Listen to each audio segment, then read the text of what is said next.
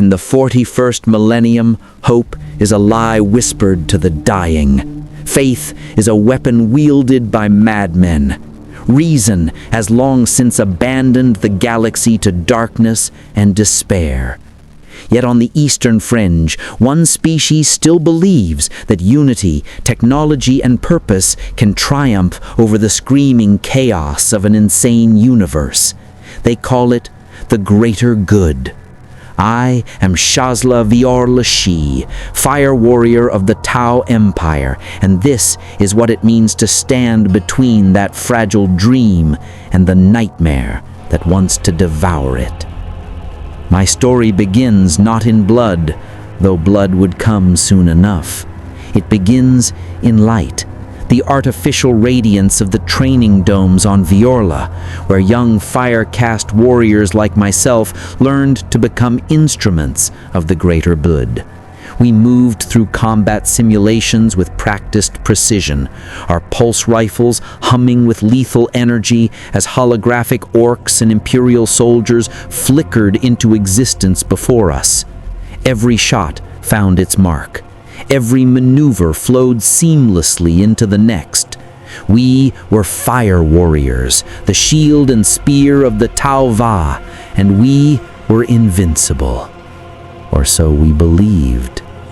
Shaz-Lashi, your targeting efficiency has improved by 3.7%, my combat instructor, Shaz Tau Shior, announced through the comm bead in my helmet. His voice carried the calm certainty that all veteran fire warriors possessed, that quiet confidence born from 100 battles survived. You honor your cadre and your sept. The greater good is served by your dedication. I felt pride swell in my chest as I lowered my pulse rifle. Around me, my Bon brothers, Shazla Kais, Shazla Uiko, and Shazla Montka, removed their helmets, their faces flushed with exertion and satisfaction. We had trained together for 8 solar months, forged into a single efficient unit. Kais was our marksman, able to thread a pulse round through a target's eye from 300 meters. Uiko specialized in close-quarters suppression, his pulse carbine dancing in his hands like an extension of his body. Montka was our heavy weapons specialist. Though he carried only a standard rifle during these drills, his beloved pulse driver would come later when we received our full deployment loadout. The ethereals have blessed us with purpose, Kais said, his voice reverent. Soon we will bring enlightenment to the benighted species of this galaxy. I nodded, believing every word. We had studied the other races in our tactical briefings, the barbaric orcs with their primitive technology, the humans of the Imperium shackled by superstition and ignorance, the dying Eldar clinging to past glories. All of them needed the greater good. All of them could be saved, uplifted, made better. That was the promise the ethereals had taught us since childhood. That was the vision that gave our lives meaning. How naive we were. The orders came 3 solar days later. Our cadre, designated Fire Team Shior, named after our instructor, was to deploy to a contested world on the Third Sphere expansion's furthest edge. The planet was designated by Imperial cartography as Argonis Prime, though we knew it by its proper name, Daleth Kauyan, the patient hunter's prize. It was a world rich in resources, strategically positioned and currently infested with human Imperial forces who refused to see reason. Our mission was simple: secure the primary industrial complex and eliminate resistance. Aircast pilots would deliver us via Devilfish transport. Earthcast engineers would follow to begin integration once we established control. The ethereals projected 72% probability of Imperial surrender once they witnessed our technological superiority. The remaining 28% would be resolved through precision application of force. Clean, efficient, honorable. Everything the Tau way of war promised. We boarded our devilfish at dawn, the transport's anti-grav engines thrumming with barely contained power. 14 fire warriors in total, our 12-warrior cadre plus Shasui Shior and his second, Shasui Vral. The troop compartment smelled of ozone and recycled air, the familiar scent of Tau military efficiency. I checked my pulse rifle for the 100th time, running through the weapons check ritual that had been drilled into us. Power cells seated and charged, magnetic accelerator coils aligned, targeting matrix synced to helmet display, safety protocols active. First deployment jitters, she? Montka asked me, his broad face splitting into a grin. He was the largest of us, his frame heavy with muscle that most fire warriors lacked. Some whispered he had earth-cast blood in his lineage, though no one would say it to his face. Anticipation, I corrected him. The greater good calls, and we answer. Spoken like a true son of Viorla, Shasui Shior said, from his position near the forward bulkhead. Our commander stood with hands clasped behind his back, his armor bearing the scars of campaigns we had only read about in tactical databases. But remember, anticipation must be tempered with caution. The galaxy is not a training simulation. The enemies we face today have survived in this darkness for thousands of years. They are brutal, irrational, and dangerous. Do not underestimate them simply because they lack our enlightenment. His words carried weight, but I struggled to truly internalize them. How could we fail? We had superior technology, superior tactics, superior purpose. The pulse rifle in my hands could punch through ceramite armor at 300 meters. Our combat armor integrated targeting systems that would make any human soldier weep with envy. Our doctrine emphasized concentration of fire, mutual support, and tactical flexibility. We were fire warriors, the shield and spear of the Tau Va, and we were invincible. Or so we believed. The devilfish lurched as it entered atmospheric descent. Through the troop compartment's narrow viewport, I caught my first glimpse of Dalath Kauyan, Argonus Prime, to the ignorant Imperials who squatted on its surface like parasites. The world was a mottled sphere of browns and grays, industrial sprawl spreading like an infection across what had once been pristine continents. Smoke rose, exploded into fragments. Around me, my Bond brothers scattered, seeking whatever cover they could find in this industrial wasteland. "Return fire," Shasui Shior commanded, his voice calm despite the chaos. "Controlled bursts. Target their heavy weapons positions first." My pulse rifle bucked against my shoulder as I squeezed the trigger, the magnetic accelerator hurling plasma-infused projectiles downrange at hypersonic velocities.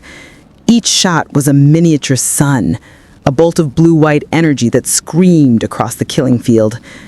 I saw one strike an Imperial soldier square in the chest, the pulse round punching through his flak armor like it was paper, the massive kinetic transfer hurling him backward in a spray of blood and shredded tissue. He died without ever knowing what killed him. Clean, efficient, merciful in its way. But for every human that fell, two more seemed to take his place. They poured from the industrial complex like insects from a disturbed hive, hundreds of them, thousands perhaps. Their voices rose in a cacophony of barbaric war cries, shouting praise to their corpse god emperor, bellowing hatred for anything not born of their rotting imperium.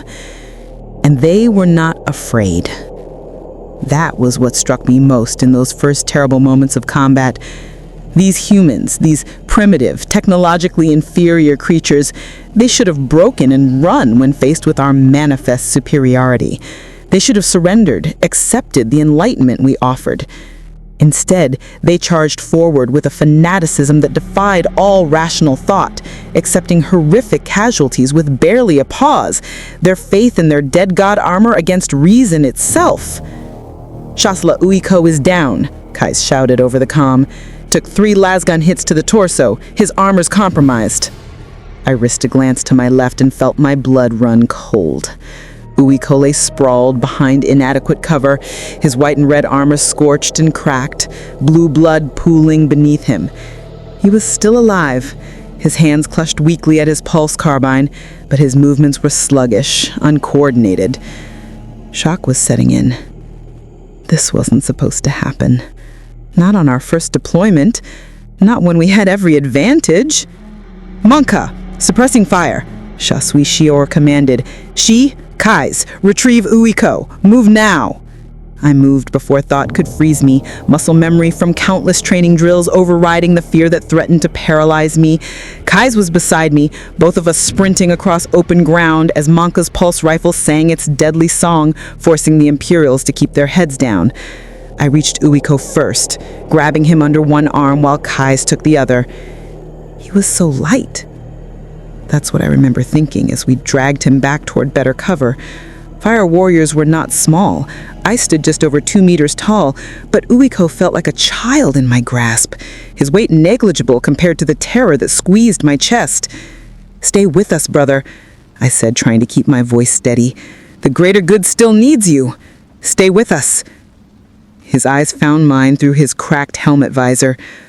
For a moment, I saw not the confident warrior I'd trained beside, but someone young and frightened and dying far from home. Tell my family, he whispered, blood bubbling at his lips. Tell them I served. Then his eyes went distant, unfocused, and Shasla Uiko, who had dreamed of bringing enlightenment to the galaxy, died in my arms on a toxic world whose name he'd learned only 3 days before. Imperials attacked again 20 minutes later. This time they came with a new horror.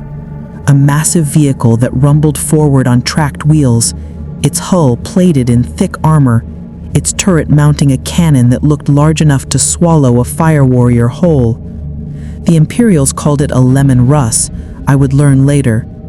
To us, in that moment, it was simply death on treads, unstoppable and terrifying. Armor, Shasui Vrail shouted. We need anti-tank. Where are the lemon Russ fired.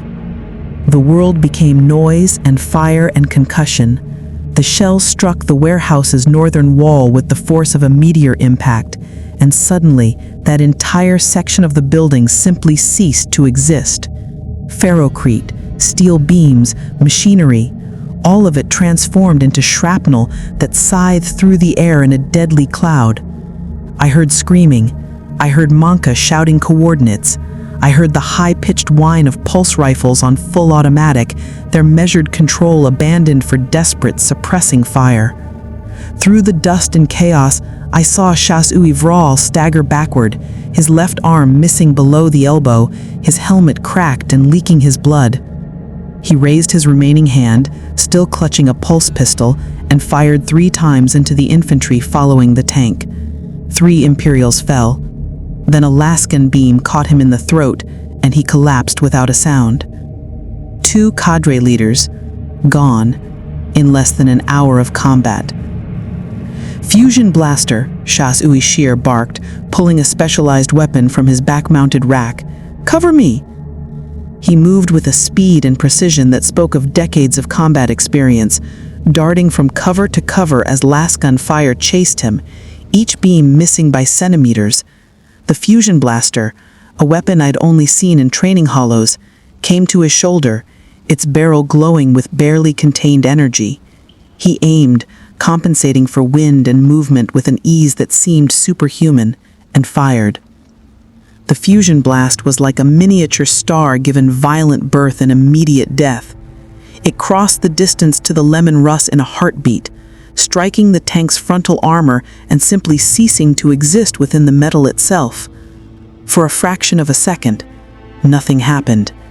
Then the tank's ammunition cooked off, and the entire vehicle became a funeral pyre, flames gouting from every hatch as the crew inside died screaming.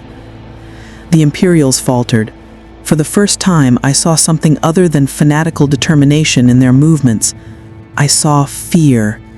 I saw them questioning whether their corpse god's favor was truly infinite. "Push them back," Shas-Uishir commanded. "Advance by fire teams. Show them the cost of opposing the greater good." We moved forward, and for a glorious moment, I felt like the fire warrior I dreamed of being.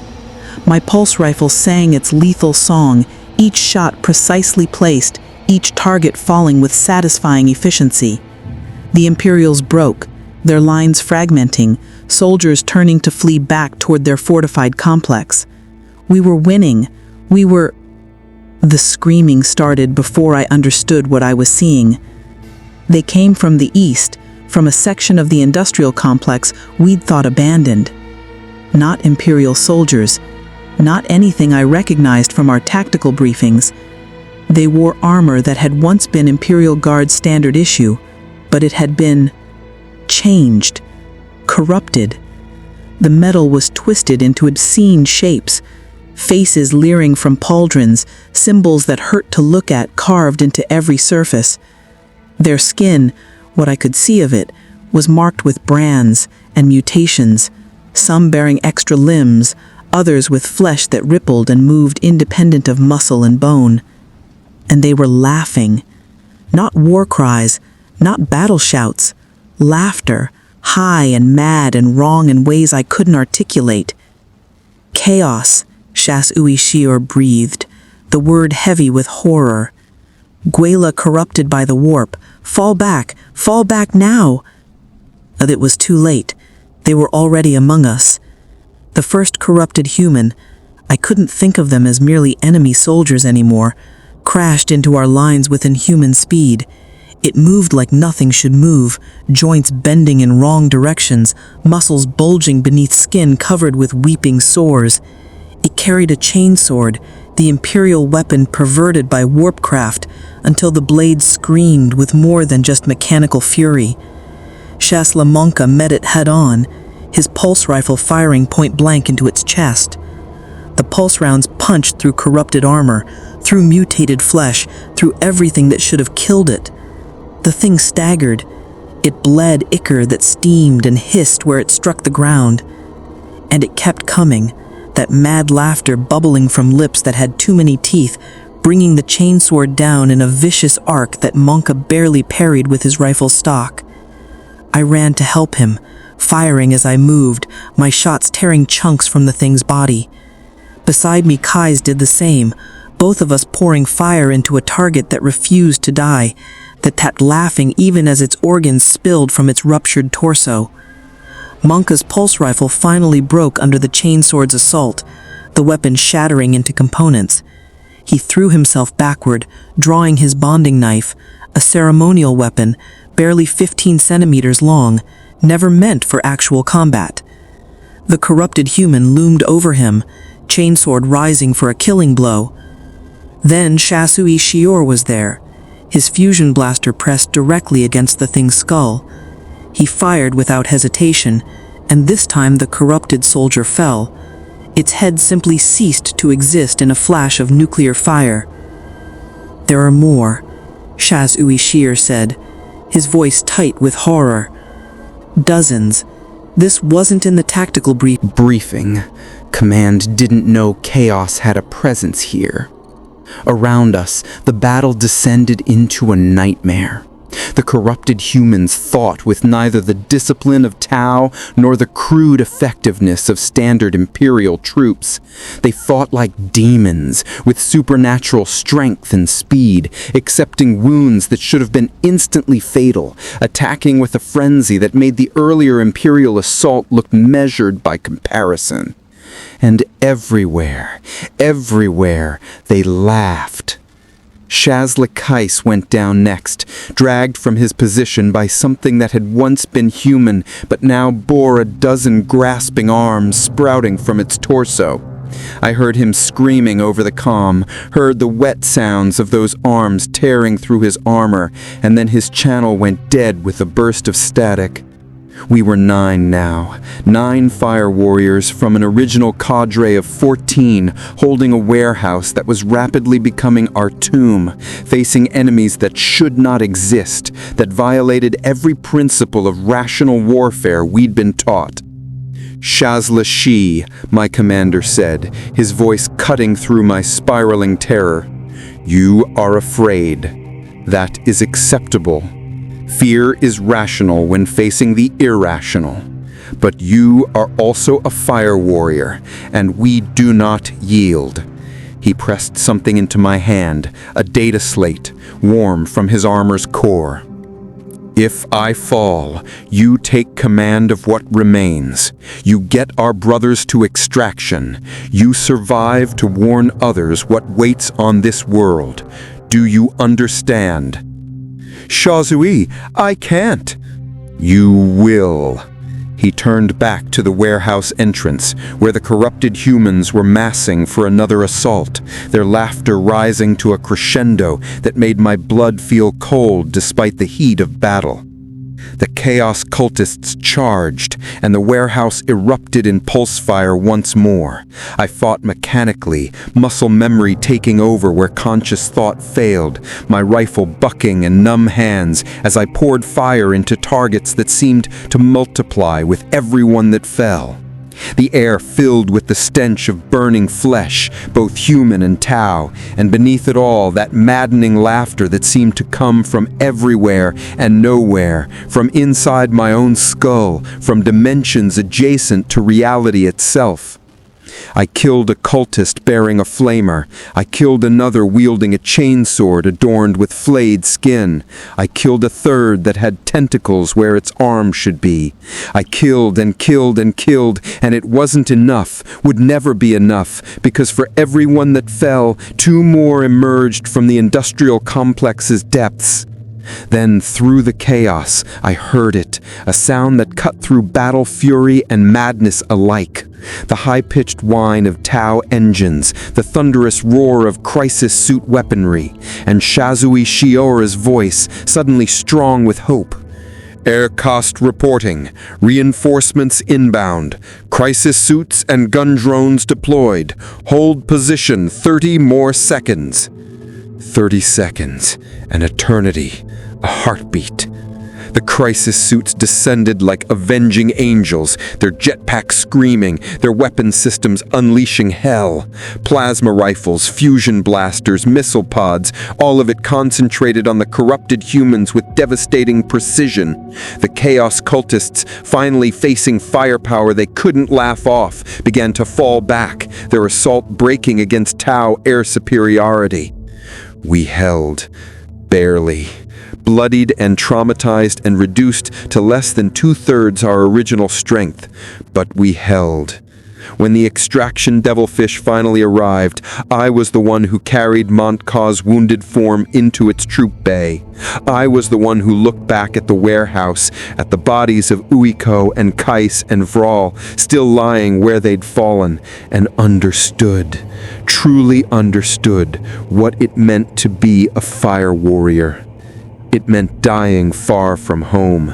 It meant watching your bond brothers fall. It meant facing horrors that your training never prepared you for, that your philosophy couldn't explain, that your technology couldn't defeat through superiority alone. It meant serving the greater good even when the greater good seemed impossibly small against the darkness of the galaxy. As the devilfish lifted off, carrying us away from Dalyeth Kalyan, from Argonis Prime, from the slaughterhouse that was supposed to be our glorious first deployment, I looked at my hands, still stained with Uiko's blood, still trembling despite every effort to control them. Shazui Shior sat across from me, his armor scarred and dented, his fusion blaster still smoking. He saw me staring at my hands and spoke a single sentence that would echo in my mind for years to come. "Now you know what it costs. The question is, will you continue to pay it?" I didn't have an answer.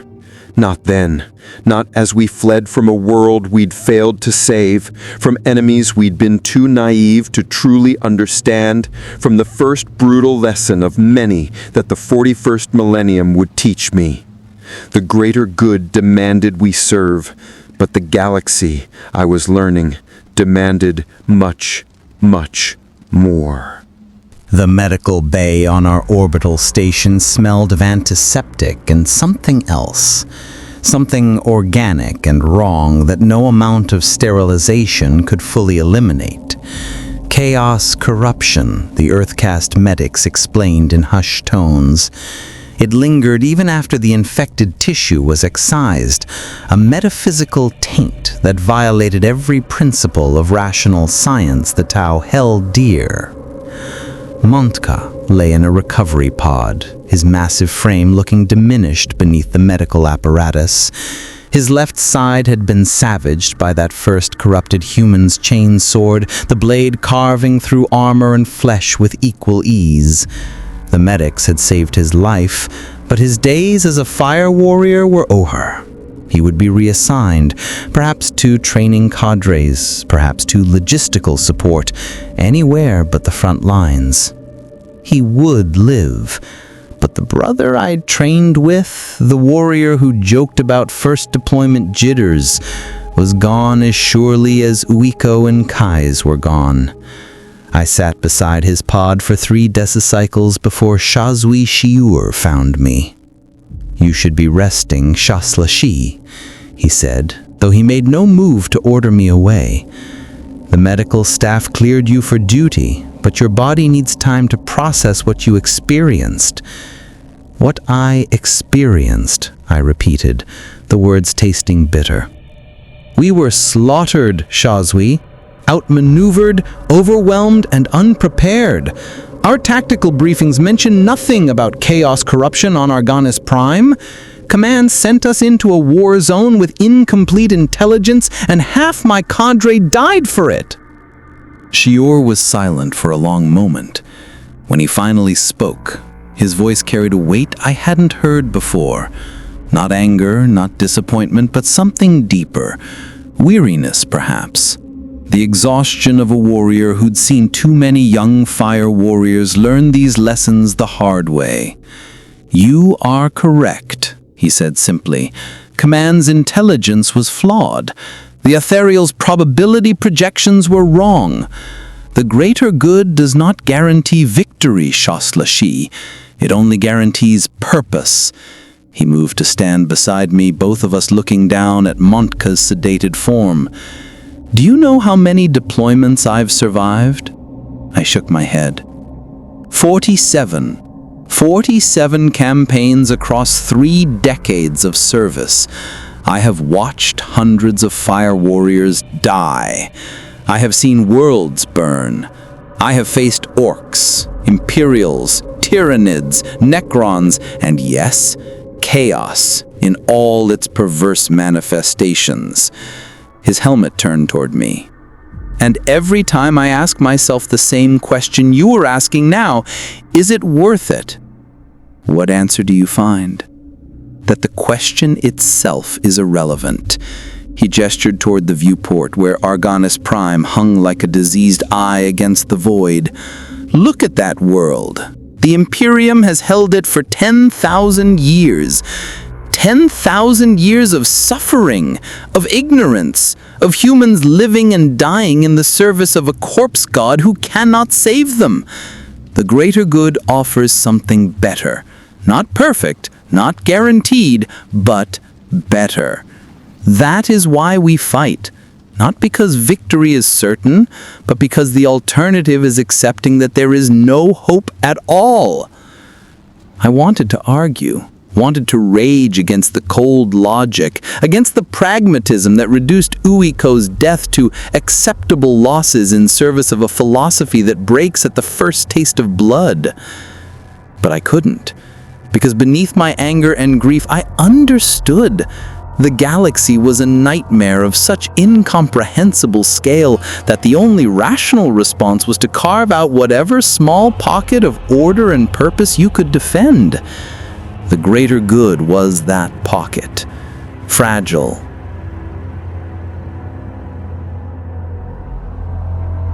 The briefing chamber was packed with fire warriors, some wearing the white and red of Viorla like myself, others in the green and white of Sase, still more bearing the colors of Tau, Doliath, and Borkon's septs.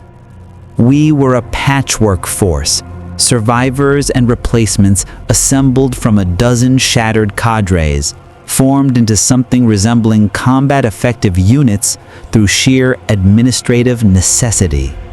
Shaso Viorla Kaiski, our commander, a grizzled veteran whose armor bore the marks of campaigns I could only imagine, stood before a hololithic display showing a world I didn't recognize. The planet was smaller than Argonis Prime, its surface a mixture of gray stone and dark green vegetation. Minimal industrialization, minimal strategic value from what I could see. Fire warriors of the greater good, Kaiski began, his voice carrying the gravitas of rank and experience. Your deployment to Argonis Prime was educational. You faced both imperial fanaticism and chaos corruption. You paid for this education in blood. That education now has value because you will face similar challenges on the world-designated Pale Tau, or as the Imperials call it, Karath's Landing. The hololithic display zoomed in, revealing scattered human settlements, a small orbital station, and what looked like fortified positions in the northern hemisphere. Standard Imperial colonization pattern, inefficient, wasteful, but deeply entrenched. Karath's Landing has been under Imperial control for approximately 800 standard years. Population, 12 million human civilians, approximately 80,000 Imperial Guard troops, minimal Space Marine presence, one understrength company of the Marines Errant Chapter. Strategic value? Moderate. The world possesses rare earth minerals essential for advanced electronics manufacturing. The Ethereals have designated it for integration into the Tau Empire. A fire warrior from Sasia, Shasui, by the rank markings on his armor, raised a hand. Shaso, what is the probability projection for Imperial surrender? Kaiski's expression, visible through his open-faced helmet, was grim. 14%. The chamber fell silent. 14%. After Argonis Prime, after seeing what Imperial fanaticism looked like when threatened, that number felt optimistic. However, Kaiski continued, this deployment differs from your previous engagement in several critical ways. First, we have accurate intelligence regarding enemy disposition and capabilities. Second, the ethereal Aunui Talnawar will accompany the invasion force to negotiate directly with the human leadership. Third, and most importantly, we are not alone. The hololithic display shifted, revealing new signatures. Tau signatures, but not fire warriors. I recognize them from training materials. Crisis suits, broadside battle suits, hammerhead gunships, and, my breath caught, an entire hunter cadre including riptide battle suits and multiple wings of air-cast support. This is a full-scale integration operation, Kaiski said. The Fourth Sphere expansion has allocated substantial resources to Karath's Landing because the Ethereals believe it can become a model for future human worlds entering the greater good. If we succeed here, if we can demonstrate that integration benefits humans more than endless service to their corpse emperor, then thousands of other worlds may follow. He paused, letting the weight of that statement settle over us. You will be assigned to Fire Team Doliath under Shasfrey Kirikoth. Your primary objective is urban pacification, securing population centers, eliminating military To be purged. He let that sink in before continuing. Our rules of engagement are clear. Minimize civilian casualties. But understand, the Imperials will not extend us the same courtesy. They will use civilians as shields. They will position military assets in hospitals, schools, and residential districts. They will force us to choose between completing our objectives and preserving innocent lives. When, not if, that moment comes, you will follow orders and trust that the Ethereals have considered. The deployment bay felt suddenly colder. Get some rest, Kirikath said, dismissing us. Tomorrow we discover whether the greater good is strong enough to overcome 10,000 years of Imperial indoctrination. I suggest you pray to your ancestors that it is. I didn't sleep. Instead, I spent the night in the observation deck, watching Kurith's landing grow larger in the viewport, wondering what waited for us down there, wondering if the humans on that world had any idea that their entire civilization was about to be torn apart and rebuilt in the image of something they'd been taught to hate since childhood, wondering if we were liberators or invaders, and whether that distinction even mattered when the result was the same. Dawn came, or what passed for dawn in the eternal void. The deployment klaxon sounded. Fireteam Daleth assembled in the Devilfish Troop Bay, 12 fire warriors who would either prove the greater good's supremacy or become more names on the memorial wall. As the transport shuddered and began its descent toward Kurith's landing, Shasfari Kirikath spoke one final time. Remember your training. Trust your bond brothers. Serve the greater good. And if you must kill, kill cleanly. These humans deserve that much, at least. The Devilfish's engines roared, and we plunged toward the gray-green world below, toward another battle, another test, another opportunity to prove that hope, however fragile, however costly, was worth fighting for in a galaxy that had long since forgotten what hope looked like. I checked my pulse rifle one last time, feeling the familiar weight, the comfortable solidity of Tau engineering. Somewhere on that world below, Imperial soldiers were preparing their defenses, loading their las guns, praying to their corpse emperor for victory. They didn't know we were coming. They didn't know their world was about to change forever. But they would learn. One way or another, they would learn what it meant when the greater good came calling. And I, Shasla Vir Lashi, survivor of Argonus Prime, fire warrior of the Tau Empire, would be there to teach them.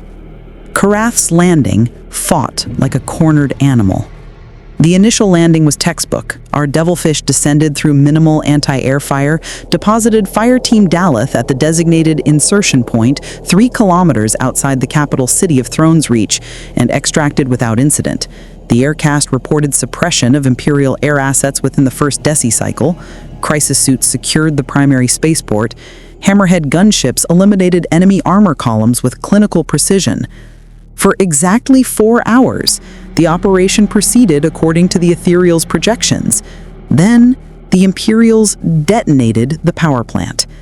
I was moving through the industrial district when it happened. A flash of light from the city's western quarter, bright enough to cast shadows at midday, followed by a pressure wave that rattled my armor's stabilizers and sent debris tumbling through the streets.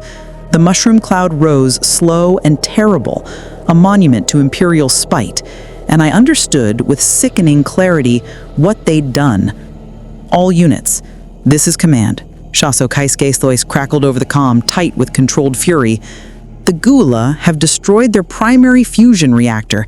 Estimate 40,000 civilian casualties in the immediate blast zone, secondary fires spreading through residential sectors, rad counters detecting dangerous contamination levels across 12 square kilometers.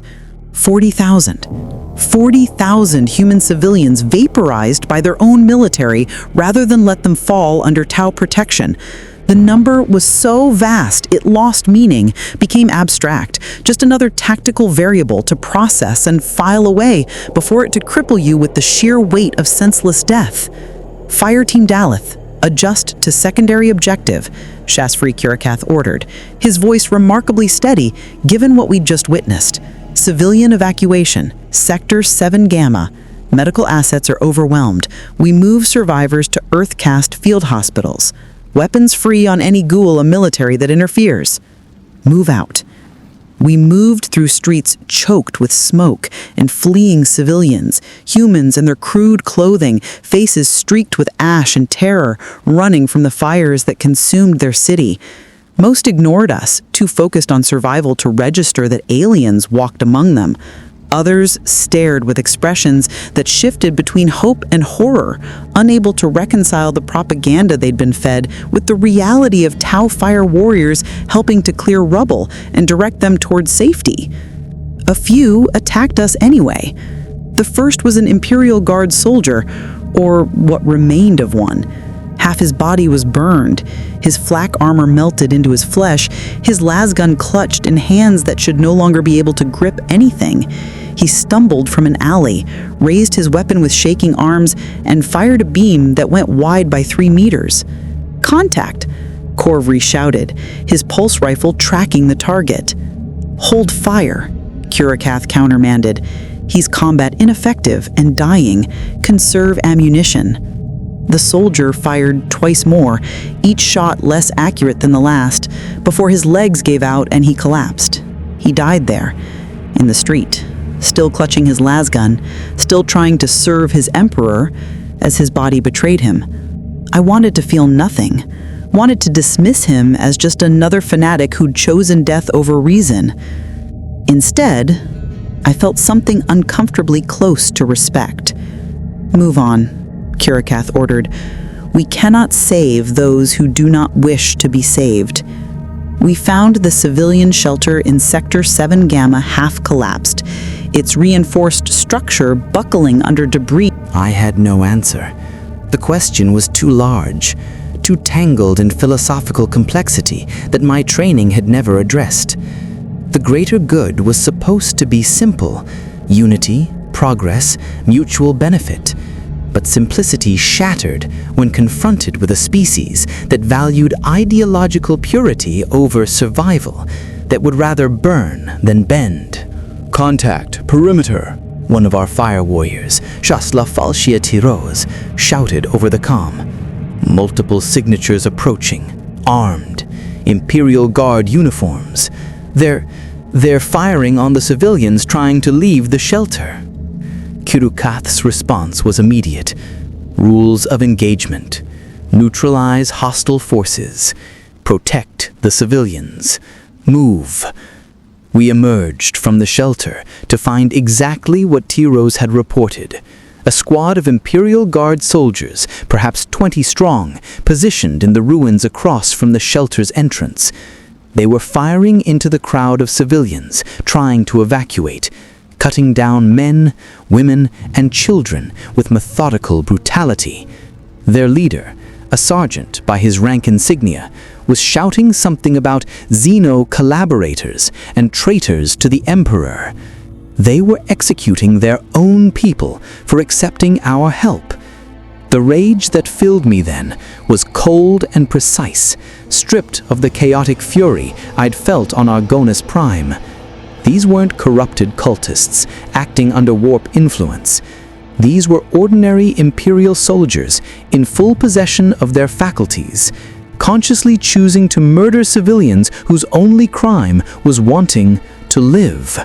"Fire Team Daleth," Kurakath said quietly, his pulse rifle already at his shoulder. "You are authorized to engage. For the greater good." "For the greater good," we echoed, and opened fire. Pulse rounds crossed the distance in microseconds, each shot precisely placed. The Imperial sergeant's head snapped back, a smoking crater where his face had been. His soldiers fell in rapid succession, their flak armor offering no protection against Tau weaponry, their crude tactics no match for fire warriors who'd been engineered and trained for exactly this kind of engagement. It was over in 15 seconds. 20 Imperial Guard soldiers dead, not one having achieved anything except adding more innocent blood to their emperor's tally. The civilians, those who'd survived the Imperial squad's execution attempt, stared at us with a mixture of shock, fear, and dawning understanding. We'd saved them. The aliens they'd been taught to hate and fear had protected them from their own military. One of them, a middle-aged human male with a child clutching his leg, approached slowly, hands raised to show he was unarmed.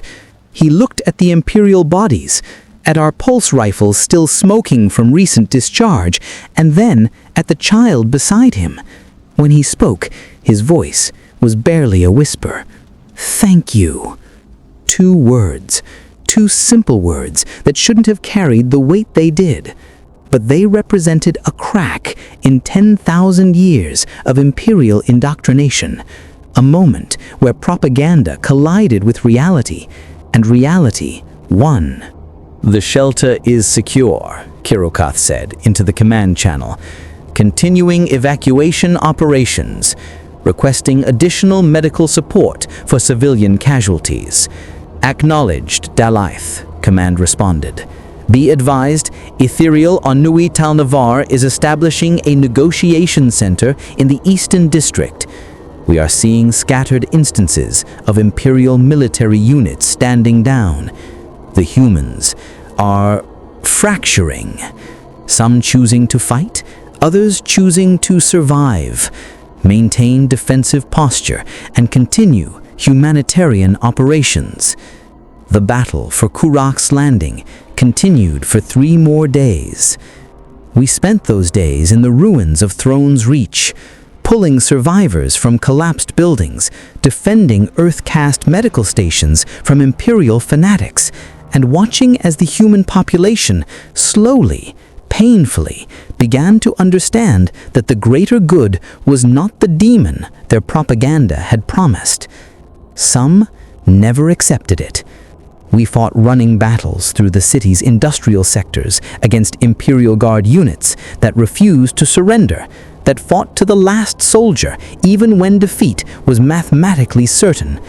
We encountered more chaos corruption, a cult hidden in the city's underhive that had been working to undermine Imperial authority long before we arrived.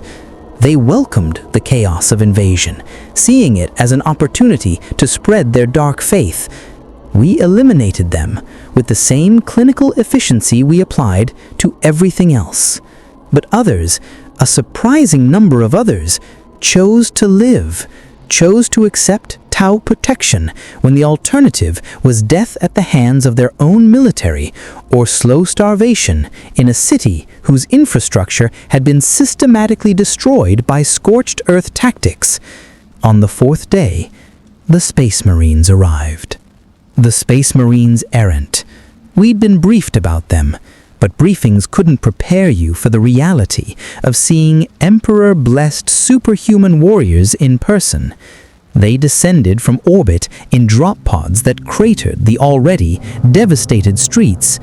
40 Astartes in their blue-gray armor, each one worth a dozen normal soldiers, each one fanatically loyal to the corpse emperor and incapable of compromise.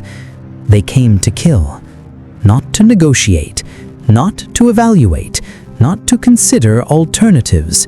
They came to purge the Xeno presence and punish the traitors who'd accepted Tau aid. Fire Team Dalaith was in Sector 12 when we encountered them. A full tactical squad of Marines errant advancing through the ruins with the inevitability of a glacier. We were 12 fire warriors. They were 10 Space Marines. The mathematics should have favored us. Mathematics, I was learning, mattered less than mythology. "Contact," Corver shouted, his pulse rifle spitting blue-white fire at the lead Marine. The pulse round struck true, hammering in. Kaisuke gathered the surviving team leaders and spoke with the exhausted honesty of a commander who'd seen his plans dissolve into chaos. "The Ethereals are withdrawing their integration timeline for Kurak's Landing," he said. The Space Marine presence makes full integration impossible without unacceptable casualties. We will secure the willing civilians, evacuate them to Tau space, and cede the rest of the world back to the Imperium. We're abandoning them? I asked, before I could stop myself. The humans who helped us, who accepted the greater good, we're just leaving them to Imperial retribution? Kaisuke's expression was granite. We are saving who we can, Shaslashi. The alternative is fighting a war we cannot win against enemies who will never surrender, for a world that will be reduced to ash before either side admits defeat. That is not the greater good. That is pride, and pride serves no one. He was right. Tactically, strategically, philosophically, he was right. But it felt like defeat anyway, tasted like ash and broken promises. Over the next 2 days, we evacuated approximately 70,000 human civilians who'd chosen the greater good over the Imperium, a fraction of Kuras Landing's population, but more than we dared hope for. They boarded our transports with expressions of relief and terror, leaving behind everything they'd known for an uncertain future among aliens. Fireteam Daleth provided security for the final extraction, standing watch as the last transports lifted off, as the city we'd tried to save burned behind us, as Space Marines watched from the ruins and did nothing to stop our departure because they'd already won. We'd come to liberate. We ended up as conquerors who couldn't conquer, liberators who could only save a fraction of those we'd promised to help. As my devilfish climbed toward orbit, I looked down at Kuras Landing one last time and understood what it truly meant to be a fire warrior in the 41st millennium. It meant trying to hold back the darkness with technology and philosophy that should be sufficient, but never quite were. It meant watching humans choose death over enlightenment because 10,000 years of indoctrination couldn't be undone in 4 days of brutal combat. It meant serving the greater good, even when that good was partial, imperfect, and purchased at a price that made you question whether any of it mattered. But it also meant those 70,000 humans who'd chosen hope over hate. It meant children who would grow up free from imperial tyranny. It meant that somewhere, in some small corner of the galaxy, the greater good had won. Not completely, not perfectly, but enough. And in the 41st millennium, enough was all you could hope for. The refugee transports arrived at Dalyath Sept 3 weeks after Kurat's landing. I stood in the observation gallery of the orbital station, watching as Orca dropships ferried the human survivors down to specially prepared integration facilities on the planet below. 70,000 souls who'd chosen an uncertain future with aliens over a certain death with their own species. Some would adapt, some would thrive, some would spend the rest of their lives mourning the homes they'd left behind, never quite belonging to either the Imperium that had betrayed them or the Tau Empire that had saved them. Fireteam Dalyath had been officially disbanded. Too many casualties, Command said. Too much trauma to remain combat effective as a cohesive unit. We'd lost 8 of our original 12, with 3 more, including Shazver Kirukwath, so badly wounded they'd never return to active duty. That left Corvair and myself as the only fully functional survivors. We'd been offered positions in training cadres, comfortable assignments where we could pass our experience to the next generation of fire warriors without risking our lives further. Corvair had accepted immediately, his clinical detachment apparently undamaged by watching his Bond brothers die. He would make an excellent instructor, efficient, knowledgeable, and unburdened by the philosophical doubts that plagued those of us who thought too much about what we'd seen. I hadn't given my answer yet. Shasla Shi, the voice came from behind me. Shaswi Viola Shior, my first commander, the one who'd led us into the nightmare of Arganus Prime. His left arm was cybernetic now, Earthcast technology replacing what a Chaos cultist's chainsword had taken. He moved with a slight limp, another gift from that first deployment, but he was alive, functional, and apparently being reassigned to a new cadre. Shazwi, I acknowledged, turning from the viewport.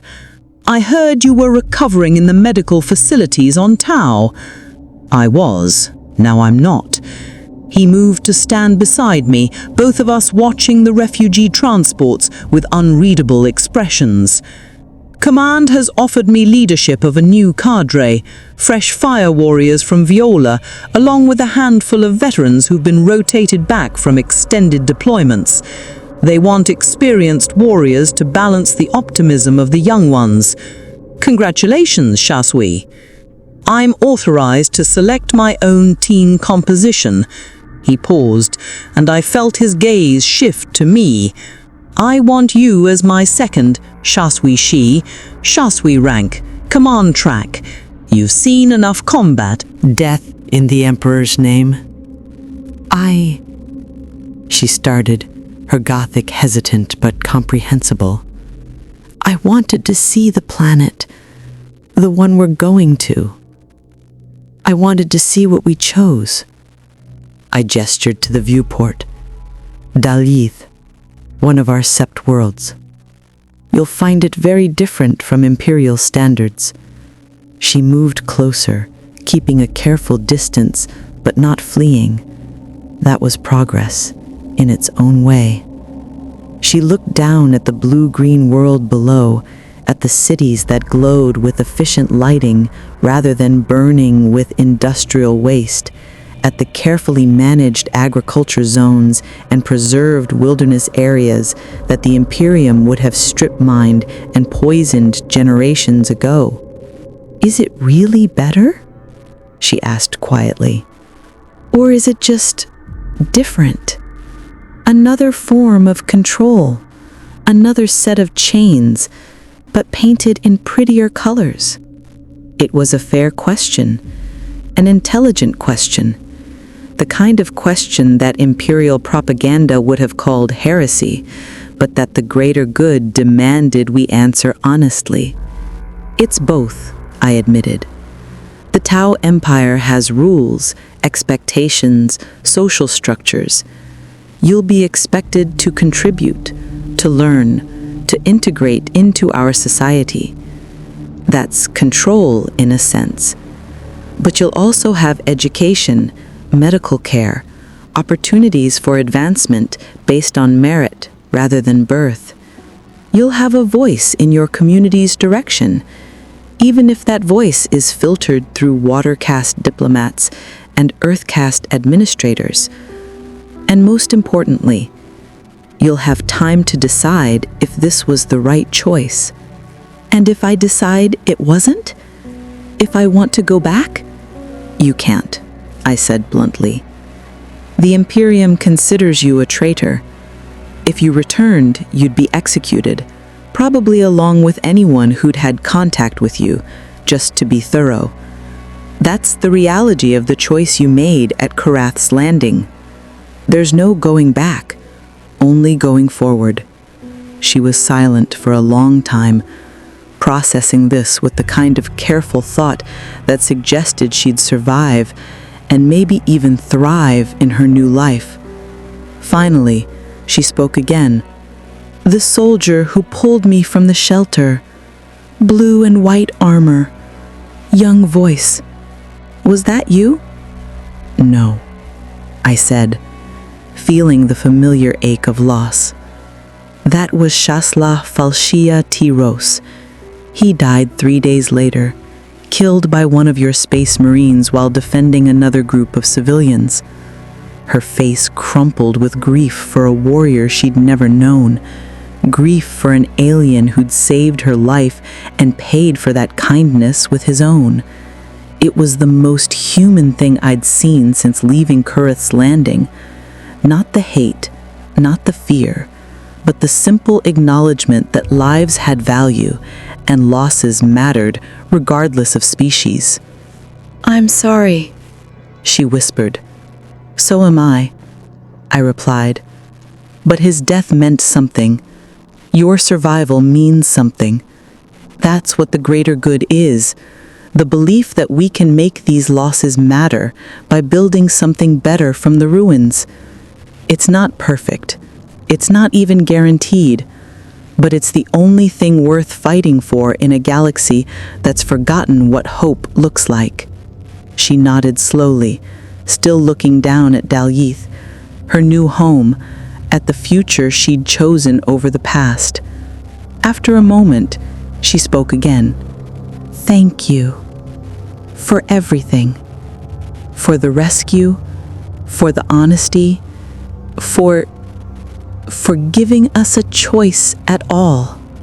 Then she left, and I was alone again in the observation gallery, watching the last of the transports complete their deliveries, thinking, The war for the Eastern Fringe continues, as it has continued for centuries, as it will continue for centuries more.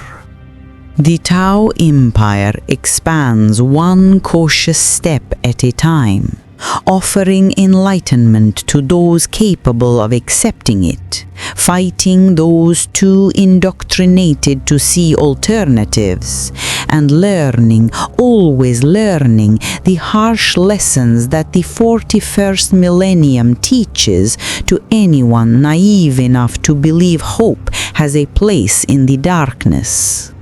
I am Shas-Ui Vior-Lashi, and I have seen what the greater good costs.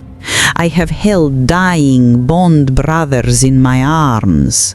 I have watched humans choose death over enlightenment. I have fought chaos cultists, imperial fanatics, and space marines who represented 10,000 years of genetic perfection dedicated to purging anything different from their narrow vision of humanity. I have compromised ideals, accepted partial victories, and learned to live with the weight of lives saved and lives lost in equal measure. And through it all, I have served. Not because the greater good guarantees victory. It doesn't. Not because Tau philosophy can solve the galaxy's endless capacity for brutality. It can't. But because the alternative is accepting that there is no hope at all, that the darkness is absolute, that 10,000 years of imperial tyranny, or chaos corruption, or orc violence, or any of the other horrors that infest this galaxy are the only possible futures. The Tau Empire says otherwise. We say that unity is possible, that technology can solve problems faith cannot, that every species deserves a chance to contribute to something larger than itself, that even in the 41st millennium, even in a galaxy drowning in its own blood, small pockets of light can exist if someone is willing to fight for them.